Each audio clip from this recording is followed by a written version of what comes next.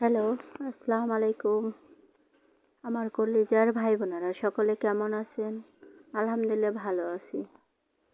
আজকে মেঘলা মেঘলা বৃষ্টির ভাব ছিল, তাই ভাবলাম কি রান্না করব। ফ্রিজ থেকে চিংড়ি মাছ নামালাম, তারপর পেঁয়াজ, কাঁচামরিচ, চিংড়ি মাছ এগুলো ভেজে হলুদ মরিচ দিলাম, তারপর পাটের শাক দিয়ে দিলাম।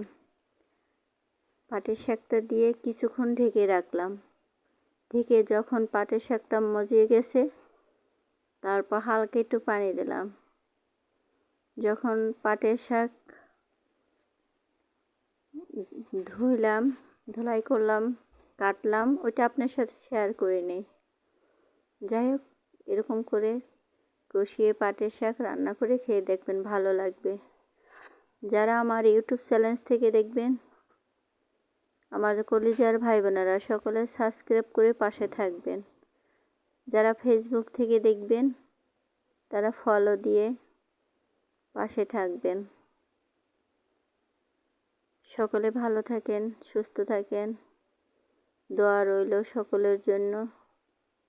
আমার জন্য দোয়া করবেন। আল্লাহ হাফেজ।